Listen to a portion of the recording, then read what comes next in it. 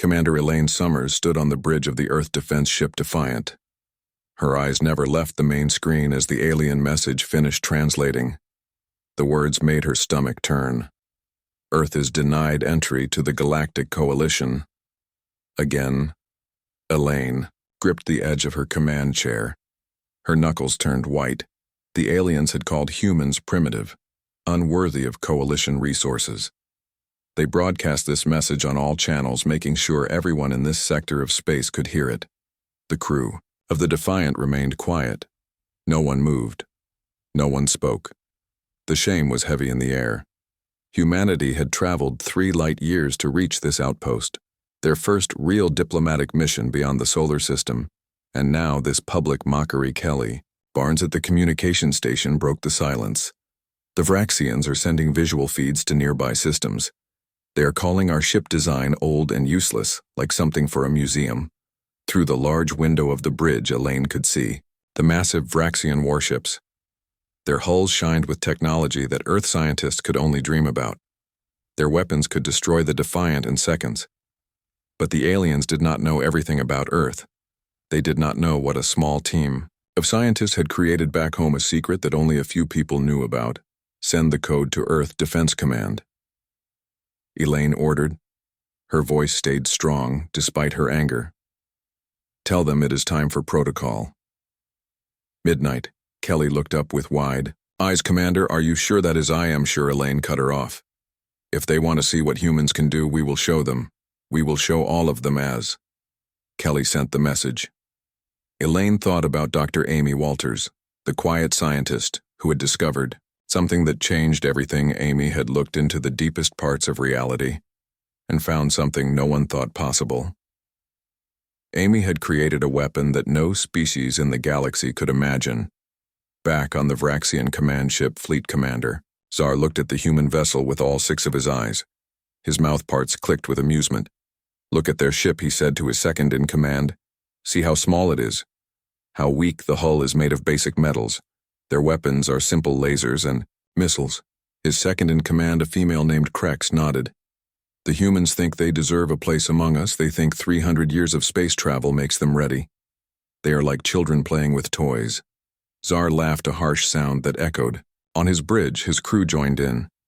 The sound of their mockery was broadcast to the human ship. They wanted the Earth people to hear it. The humans have courage, Krex admitted. But courage without power is useless. They should go back to their small system and wait another 500 years before trying again. Zar turned away from the screen. The human matter is finished. Prepare to return to Coalition space. This sector inspection is complete. On the Defiant. Elaine received confirmation from Earth. The message was simple. 2 words: protocol approved. She took a deep breath and turned to Diane Foster at the tactical station. Prepare the special package for demonstration. We need to show our new friends what Earth can really do.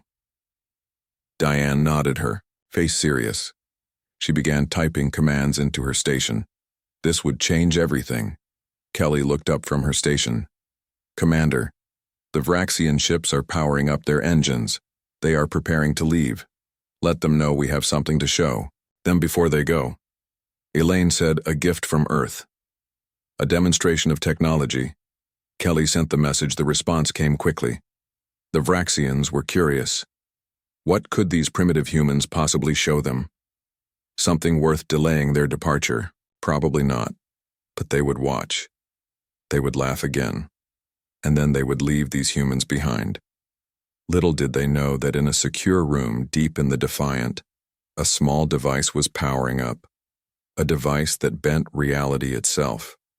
A device that Amy Walters had named the Quantum Cascade. This was not just a weapon. It was a key that would force open the door to the stars that had been closed to humanity for too long. Diane looked up from her station. The package is ready. Commander, awaiting. Your order. Elaine stood tall, her shoulders straight, her eyes clear and focused. All her life she had prepared for this moment. To prove that humanity deserved respect. To show that Earth could stand equal with the ancient races of the galaxy. The stars, beyond the viewport, seemed to watch. The silence on the bridge grew deeper. This was the moment when everything would change. The Coalition fleet was laughing at Earth, but not for much longer. "Send the activation code," Elaine said, and with those words, humanity took its first real step into the galactic community. Not as beggars, not as children, but as equals. The demonstration was about to begin. 3 months before the Defiant left Earth, Dr. Amy Walters stood in a room deep under the Rocky Mountains. Her hands shook, but her voice stayed strong as she faced the most powerful military leaders on the planet. "We call it the Quantum Cascade," Amy said, pointing to the image floating in the air behind her. "It does not destroy things like normal weapons. It rewrites them." Chief Scientist Margaret Collins nodded, her gray hair catching the light. "Show them the test, Amy." The room went dark. Then, a video played. It showed a small device no bigger than a coffee cup sitting in the middle of a test room. When they turned it on, the air around it moved like water. A tank sitting 20 meters away did not blow up. Instead, it folded into itself like paper. The cascade creates a bubble where physics works differently. Amy explained, "Matter inside the field follows new rules. We can control how big the bubble is and how strong." General Patricia Moore took off her glasses slowly. "And what can it do?" Amy looked at Margaret before answering. "Any ship with this technology could change enemy ships without firing a single normal weapon. Their hulls would simply stop being hulls." No one spoke for a long time. "The Coalition species have said no to our requests." For decades, Security Director Grace Bailey finally said, "They block our trade routes, they limit where we can go. Now they threaten our colonies on Mars and Europa." But this Patricia pointed at the image. This would change everything overnight. Amy stepped forward. "There is more. The Cascade can also be changed to work as an engine. We think it could bend space and time enough to travel faster than light without using as much energy as normal drives." Everyone understood what this meant. Earth had been running out of resources for generations.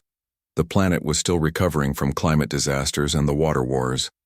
The Coalition blockade kept humans trapped in their own solar system, dependent on limited resources, while alien civilizations grew, rich among the stars. "How soon can we put this on a ship?"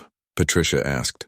Margaret answered, "We have been adding it to the EDS Defiant in secret. It could be ready within 2 months. Then that is our timeline." Patricia decided. "Operation Midnight starts. Now we are sending the Defiant to the Coalition outpost with one last diplomatic request. When they say no, and they will, we will show them exactly what humans can do." Amy stared at the Quantum Cascade prototype, wondering if she had just given humanity its salvation or its doom. 2 months later, in the final preparation week, Amy sat in her lab. Her eyes burned from looking at screens all night. The equations still danced in her mind. The door opened and Margaret walked in. "You should sleep, Margaret," said. "The final tests start tomorrow." Amy nodded but did not move from her chair. "Do you ever wonder if we are making a mistake?" Margaret sat down across from her. "You mean the Cascade?" "Yes," Amy said softly. "This technology, it changes everything. The Coalition has kept us out for a reason. They think we are too violent, too unpredictable. What if they are right?" Margaret was quiet for a moment. Then she said, "When I was a girl, my grandmother told me stories about the stars. She said humans would reach them someday, that it was our destiny. But now I am old, Amy, and the stars are still just lights in the sky. The Coalition has made sure of that. But violence," Amy started, "is sometimes necessary." Margaret finished. "Every species in the Coalition used force. To secure their place, they just want to pull the ladder up after themselves so no one else can join. But humanity deserves a place at that table, and if they will not give it to us, then we must take it." Amy looked at the prototype on her desk. It hummed softly with power that should not exist. The math had come to her in dreams. Impossible solutions to problems no one else had solved. "The Vraxians think we are primitive," Amy said. "They call our technology simple." Margaret smiled, a thin, hard smile. "Then they are in for a surprise." The next day, final testing began. The Cascade performed perfectly in all scenarios. The engineering team installed it on the Defiant, hiding it behind layers of normal systems. If anyone scanned the ship, they would see nothing unusual. Commander Elaine Summers arrived to inspect the installation. Amy watched her walk around the device. Her uniform. Perfect. Her posture. Rigid. So this is it, Elaine said. This is the thing that will change everything. Amy nodded. It looks small, I know. But Elaine shook her head. Size does not matter, Dr. Walters. Ideas change the universe, not machines. This, she pointed at the cascade. This is just a tool. The idea behind it, that is the real weapon. Amy had not thought of it that way. The equations, the concepts, those were the true breakthrough. The cascade was just their physical form. Do you understand how it works? Elaine asked. Not completely, Amy admitted. The math suggests the cascade creates a field where quantum probability collapses, in ways we can control, but why it works, that is still a mystery. Elaine nodded. Sometimes we do not need to understand the gift. Only how to use it. As the installation finished, crews loaded supplies onto the defiant Earth would have one chance to make this work. One chance to change humanity's future. The night before launch, Amy stood on the observation deck watching technicians make final adjustments to the ship. She felt someone stand beside her. General Patricia Moore looked tired, but determined. Tomorrow you make history. Dr. Amy did not feel like someone about to make history. She felt scared. What if it fails? What if the cascade does not work? Patricia seemed to read her mind. Failure is always possible, but doing nothing guarantees we stay trapped in our little corner of the galaxy forever. The stars shone through the clear ceiling of the launch bay. So close yet unreachable. Humanity needs this, Patricia said. We need to break free. We need to claim our place. Amy thought of all the sacrifices that had led to this moment. Generations of scientists building on each other's discoveries. The quantum cascade was not just her creation. It belonged to all of humanity. When the Defiant leaves tomorrow, Patricia continued, you will stay here with a communications team. You will guide them if anything goes wrong with the cascade. Amy nodded. She had known this was the plan. She would not be on the ship when it faced the Coalition fleet. She would watch from Earth, her creation in another's hands. I trust Commander Summers, Amy said. She understands what is at stake. Patricia looked at the ship one last time. Then she left Amy alone with her thoughts. The Defiant would leave tomorrow, carrying humanity's greatest secret and its greatest hope. The journey back to Earth became a tense game of cat and mouse. The Defiant maintained careful distance from the Coalition escort fleet that had grown to 37 warships, the largest collection of military vessels seen in this sector for centuries in engineering. Samantha worked without rest on the modifications Dr. Amy Walters had sent from Earth. The cascade was not just a weapon properly reconfigured. It could create a small bubble of altered space-time, a way of moving unlike anything. The Coalition had developed status report, Elaine demanded as she entered engineering, dark circles under her eyes after 3 days without proper sleep. We have completed the reconfiguration, Samantha replied, wiping sweat from her forehead. But we can only maintain the field for 20 seconds before the power systems overload. After that, we will be running on emergency power only. 20 seconds at how many times light speed? Samantha hesitated. Calculations suggest approximately 500 times light speed. But Commander, this has never been tested. The stress on the hull could tear us apart. Noted, Elaine replied grimly. Begin final preparations. We will need to execute the moment we clear the edge of this systems. Elaine returned to the bridge. Kelly intercepted her. Commander, we have received the final transmission from Earth Protocol. Sundown is complete. Elaine nodded a weight, lifting from her shoulders even as a new one settled in its place. Earth was ready. All that remained was to spring the trap. The Coalition fleet maintained its formation weapons locked on the Defiant. They were taking no chances with the ship that carried the mysterious cascade.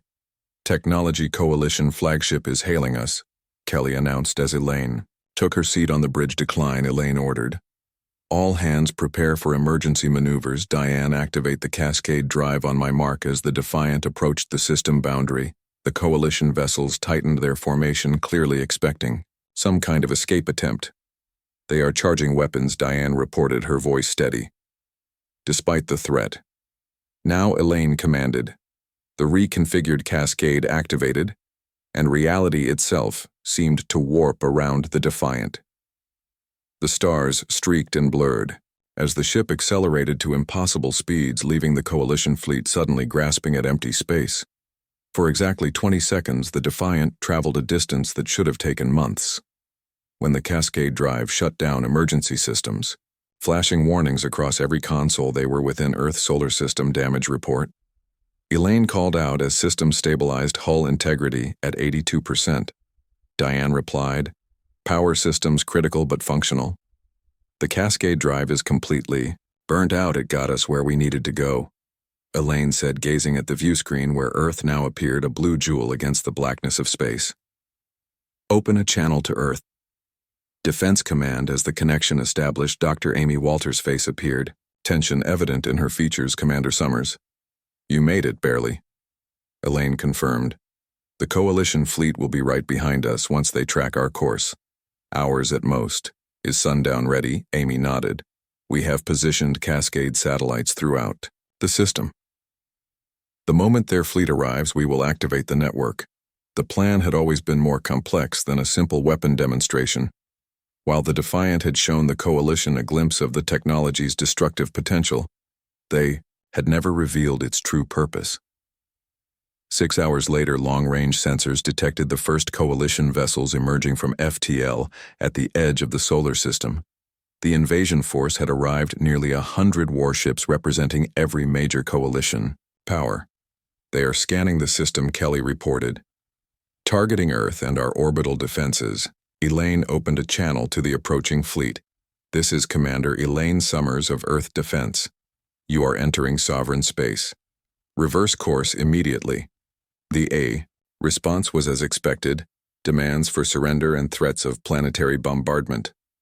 The coalition had come to eliminate the threat Earth posed once and for all, Dr. Walters. Elaine said, turning to the communication screen, it is time. Across the solar system, 200 hidden satellites simultaneously activated their quantum cascade fields. But instead of targeting the coalition fleet directly, they created something else, entirely a network of interconnected fields that enveloped the entire solar system in a quantum barrier. The effect was immediate and spectacular. Coalition ships that attempted to approach found themselves diverted along curved paths, unable to penetrate the barrier. Weapons fire dissipated harmlessly against the quantum field. What you are experiencing, Elaine announced to the confused coalition commanders, is a system-wide application of our quantum cascade technology, not as a weapon, but as a shield, one that selectively allows passage based on quantum signatures we control. On the coalition flagship fleet, Admiral Czar could not believe his 6 eyes. No civilization has developed functional system-scale shielding. Until now, Elaine replied simply, Earth is no longer isolated or vulnerable. We can control who enters our system and who does not, and we are prepared to share this technology with peaceful allies. The meaning was clear. Earth could not be conquered, could not be threatened, and now controlled technology that every spacefaring civilization would want in. The silence that followed, Dr. Amy Walters stepped beside Elaine on the communication screen. We developed the cascade not primarily as a weapon, but as protection. You forced our hand with decades of isolation and threats. Now we offer you a choice, real alliance or permanent separation. As the coalition fleet held position, unable to advance or retreat without Earth's permission, the balance of power across the galaxy shifted forever. The species that had once been dismissed as primitive had transformed overnight into the most technologically advanced civilization in known space. And they had done it not through superior weapons, but through innovation born of desperation, the most human quality of all. They are requesting to reopen diplomatic channels, Kelly reported, a smile breaking across her tired face. All 23 species together. Elaine exchanged a look with Amy, both women allowing themselves the first real moment of relief in months. Tell them, Elaine replied, that Earth is ready to talk as equals. The fleet that had come laughing was now listening, and humanity's voice after centuries of silence would finally be heard among the stars. 2 days later, a new council session began. This time, Earth representatives sat at the main table, not in the visitor seats. Reserved for them was a position of honor between the oldest species in the coalition. High Minister Lal addressed the gathering. The events of recent days have shown us that our assessment of humanity was incorrect. They have demonstrated not only technological achievement, but strategic thinking that rivals our most experienced members. Elaine sat with Amy, who had arrived from Earth the previous day. They watched as the coalition representatives, one by one, spoke in favor of immediate full membership for Earth with all rights and privileges. The Thandarian counselor Vrek spoke last, his tentacles now calm. The true test of an advanced civilization is not its weapons, but its wisdom. In showing restraint, when they could have used the cascade as a weapon of war, humanity has proven they belong among us. When it was Elaine's turn to speak, she stood slowly looking around at the assembled representatives of 23 alien species. 3 months ago, we came to you asking for recognition, she began. We were laughed at, called primitive, told to wait another 500 years. Today we sit as equals. Not because we forced our way here with a weapon, but because we showed you something more valuable. Innovation. Human creativity and determination brought us to this table. Our ability to see beyond conventional thinking, to imagine what others said was impossible. Amy watched her friend speak with pride. The quantum cascade had opened the door, but it was Elaine's leadership, her refusal to use the technology as just a weapon, that had truly won humanity. Its place, Earth offers the cascade technology to the coalition. Elaine continued, not as a weapon, but as a shield, as a new form of propulsion, as a tool for exploration. We believe the true purpose of advanced technology should be to unite us, not divide us. The Coalition Council erupted in applause, even the Vraxians joining in. The species that had most strongly opposed human membership now seemed eager to work with Earth scientists. After the session, as Amy and Elaine walked back to their quarters, Amy asked, "Do you think they will keep their word this time?" Elaine smiled. They have little choice. The barrier around our solar system remains active. Earth is protected and will stay that way until we are sure of their intentions. Trust must be earned. Trust must be earned, Amy repeated, looking out at the stars visible through the station's windows. To think we spent so long staring at those lights, wondering if we would ever reach them. And now, Elaine said, we have surpassed even the oldest spacefaring races. We have found a way to bend reality itself. What will we do with it? Amy asked softly. Such power. Elaine put a hand on her friend's shoulder. We will do what humans have always done. We will explore, we will learn, and we will grow. The galaxy is vast, Amy, and now it is open to us. As they looked out at the stars, neither woman could have imagined how quickly humanity would spread through the coalition systems. Human innovation paired with alien technology created a golden age of exploration and discovery. The fleet had laughed at Earth's entry, but they were not laughing anymore. They were watching, they were learning, and they were wondering what these surprising humans would do next. 5 years after Earth joined the Galactic Coalition, humanity had spread throughout nearby star systems. The quantum cascade technology had transformed space travel, making journeys that once took years possible. In days, human innovation combined with alien technology created new possibilities that benefited all coalition species. On the anniversary of First Contact Day, Commander Elaine Summers Admiral Summers stood on the observation deck of Unity Station, the massive space platform, orbiting Earth, where representatives from all coalition species gathered for the annual celebration.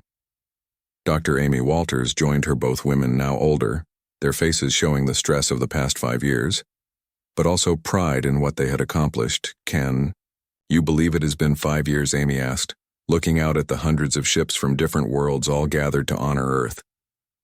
Some days it feels like yesterday, Elaine replied. Other days it feels like another lifetime. They watched as ships performed complex maneuvers and formation lights flashing in synchronized patterns. It was a display of unity and cooperation, a demonstration of peace rather than war. When we first showed them the cascade, they feared us. Amy said, "Now they celebrate." With us, Elaine nodded. It was never about making them fear us. It was about making them respect us, and respect must be earned.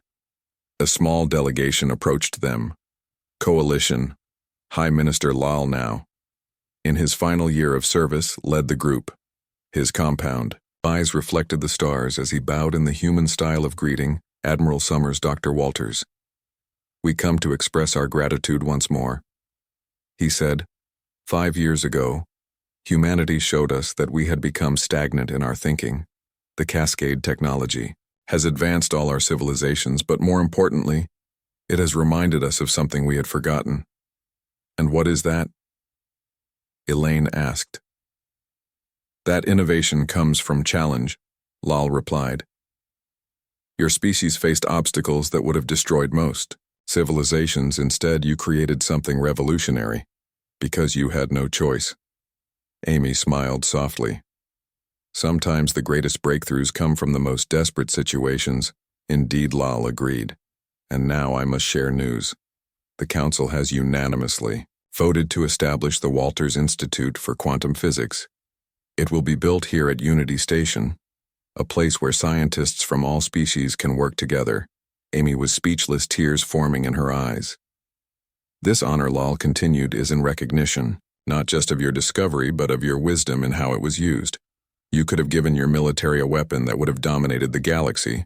Instead, you created a shield, a means of protection, and eventually connection." The delegation moved on to greet other Earth officials, leaving Elaine and Amy alone once more. "A shield, not a weapon," Amy murmured. "It seems so obvious now, but not then."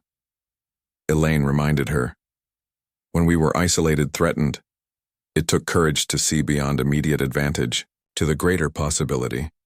Their conversation was interrupted by the arrival of Samantha, now chief engineer of the entire Earth Defense Fleet, Admiral Walters. She said with a quick salute, "The demonstration is ready when you are." The three women made their way to the command center of Unity Station. From here, they could oversee the main event of the celebration. "The Coalition fleet has taken position," Samantha reported. "All 1,000 ships are in formation." Elaine nodded. It was time for the most ambitious demonstration of cascade technology yet attempted. On screens throughout the station, viewers watched as the massive Coalition fleet arranged itself in a spherical pattern. "Begin the sequence," Elaine ordered, deep in the control systems of Unity Station. The master cascade activated.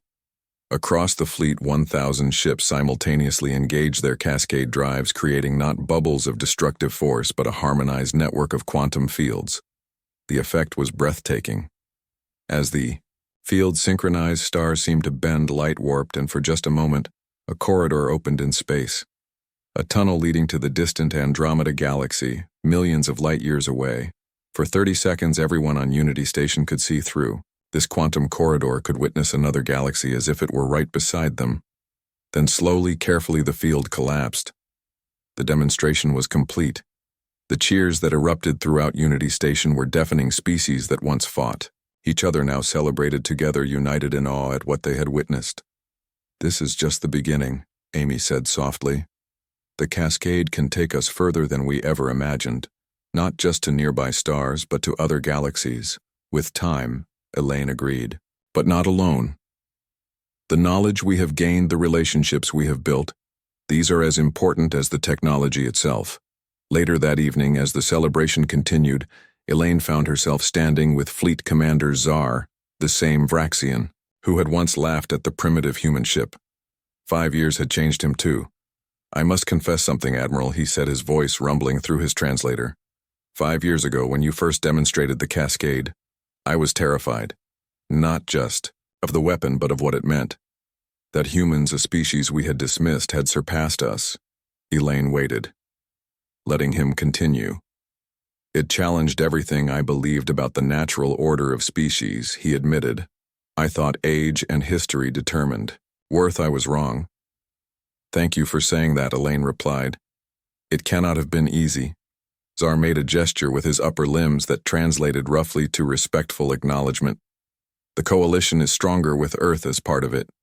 Your different perspective, your willingness to try what we considered impossible. These qualities have revitalized species that had grown complacent. Zar moved away to join other officials. Amy appeared at Elaine's side. "Did I just see you having a civil conversation with Commander Zar?" she asked with a smile. Elaine laughed. "People change. Even six-eyed aliens with superiority complexes." Amy looked out at the gathered representatives, humans standing alongside beings from worlds circling distant suns. It seemed impossible, and yet here they were. "Do you ever wonder what would have happened if the coalition had welcomed us from the beginning?" Amy asked if they had not forced us to develop the cascade. Elaine considered this. We would have joined them as a junior member. Grateful for their acceptance, we would have adapted to their ways, followed their rules. She shook her head. We would never have had the opportunity to show them a new way of thinking. I suppose rejection can be a gift in disguise. Amy said, "Sometimes. You need to be pushed away to find your true path." Elaine nodded. "We were always meant to be here, among the stars, not as followers but as equals." The celebration continued late into the night. Species that once looked down on humanity now sought human insight, human creativity, human perspective. The galaxy had changed. And at the center of that change stood two women who had dared to bend reality itself. The next morning, as the coalition ships prepared to depart, Amy found Elaine in her office reviewing plans for the next phase of exploration. "So what now?" Elaine asked, looking up from her work. "Where do we go from here?" Amy smiled. "We go further. We go deeper. We ask questions no one has thought to ask. The cascade was just the beginning. Elaine, there are more secrets waiting for us out there." Beyond the windows of Unity Station, the stars beckoned thousands of worlds to explore, millions of discoveries waiting to be made. And humanity now stood at the forefront of this great adventure. 5 years ago, the Coalition fleet had laughed at Earth's entry until humans showed up with a superweapon. Now they looked to Earth for leadership, for inspiration, for the courage to imagine what might be possible.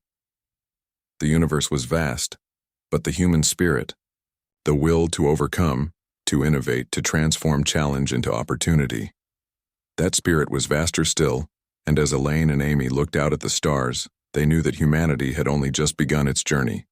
The greatest discoveries, the most amazing adventures still lay ahead. The fleet that once laughed now followed Earth's lead, and the galaxy would never be the same again. The Vraxian flagship Eternal Dominion was enormous next to the Earth ship. It made the Defiant look like a toy beside a mountain. Its weapon systems glowed with power, a clear message of superiority. Around it, 20 coalition ships from different alien species formed a half-circle. All of them broadcast the shame of the Earth representatives across galactic channels. Inside her private room, Commander Elaine received the message she had been waiting for. Earth Defense Command had approved. "Protocol Midnight, all crew battle stations," Elaine announced over the ship speakers. "Prepare for cascade activation." The crew moved quickly. They had trained for this moment for months, but training was different from reality. "Vraxian flagship is calling us," Kelly reported. "They order us to leave Coalition space now or face destruction." Elaine stood from her chair. "Put them on screen." The face of Fleet Commander Zar filled the screen. His 6 eyes blinked in different patterns. His mouth parts clicked in what humans now knew was laughter.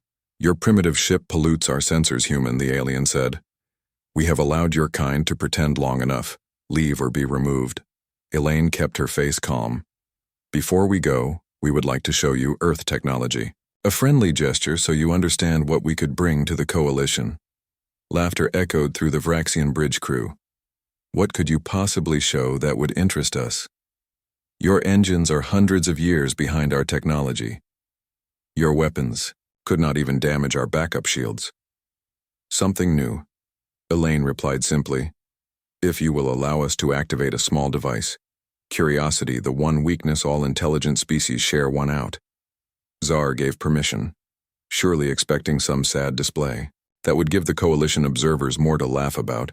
At Elaine's nod, Tactical Officer Diane entered the sequence that would activate the quantum cascade. In engineering, Chief Engineer Samantha watched the power levels with complete focus cascade. Active in 3, 2, 1, Diane reported.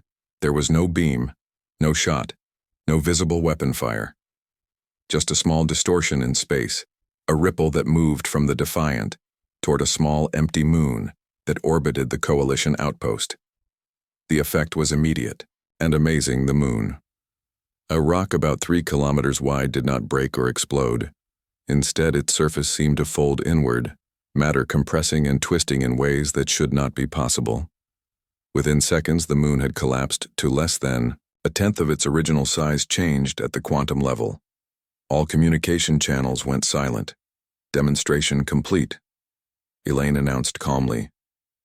That was about 5% of the cascade's full power, focused on an empty target when Czar's face appeared. On screen again, the mockery was gone, replaced by something humans had never seen in a Varaxian before. Fear. What have you done? The alien demanded. That technology is impossible. Clearly not, Elaine replied. Now about Earth's request to join the Coalition, I believe the Council might want to think again about their position. The next 6 hours passed in frantic activity. The Coalition Council called an emergency meeting. Elaine and Science Officer Olivia were brought to their chambers to explain what had happened. 23 species all talking at once, all demanding answers. This weapon breaks multiple Coalition treaties, declared Councillor Vrek of the Thandarian Empire, his glowing tentacles pulsing with emotion. Its very existence threatens the balance we have kept for thousands of years. We have no treaties with the Coalition. Olivia pointed out calmly. You have said no to us. For 70 years. High Minister Lal of the Meridian Conclave leaned forward, compound eyes reflecting the floating images. You must understand, we are thinking again. Not just because of fear of this weapon, we are impressed by the science. Quantum manipulation at this scale was thought impossible. Elaine maintained a diplomatic face, though she could read between the words. The Coalition was not just scared. They were jealous, and that made them dangerous. Earth is ready to share limited aspects of this technology as part of our contribution to the Coalition, she offered.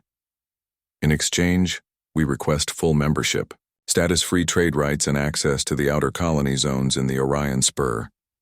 The demands were big, basically positioning Earth as equal to civilizations that had been traveling the stars when humans were still learning to farm. But with the cascade demonstration fresh in their minds, the Council was in no position to say no. After 12 hours of talks, the Coalition signed preliminary membership agreements for Earth, with formal treaties to be completed within 30 days. As Elaine and Olivia returned to the Defiant, the mood among the crew was happy. We did it, Kelly exclaimed, hugging Olivia as they came aboard. Generations of isolation ended in a single day. But Chief Engineer Samantha was not celebrating, Commander. She called, hurrying. Down the hallway, we have detected unusual energy signatures around the ship. I think they are scanning us, deep scans, trying to see through our hull. Shielding Elaine's expression hardened. They are looking for the cascade technology. That's not all. Samantha continued, lowering her voice. Long-range sensors picked up fleet movements in the outer system. They are mobilizing. Commander Diane joined them, her face serious. Intelligence just decoded communications between the Vraxians and Thandarians. They are planning to escort us back to Earth with an honor guard. But their weapon systems are being prepared for full attack. The realization was immediate. The Coalition had no intention of honoring their agreement. They would follow the Defiant back to Earth, locate the source of the cascade technology, and eliminate it, possibly along with the entire planet. They are afraid of us now, Elaine said. And that makes us a threat. They cannot allow to exist. Orders. Commander Diane asked. Elaine's mind raced through their options. They could not outrun the Coalition fleet, and a direct fight would be suicide even with the cascade contact. Dr. Walters on Earth, she finally decided. Tell her to start Protocol Sundown immediately. Then prepare the cascade for continuous low-level operation. We are going to need a head start, As the crew rushed to their stations, Elaine looked out at the Coalition fleet gathering in the distance. Humanity had wanted recognition, but they had gotten something far more dangerous, the full attention of a galaxy that now saw them as a deadly threat. Back on Earth, Amy received the urgent transmission from the Defiant. She sat in the command center surrounded by military leaders as she read the message.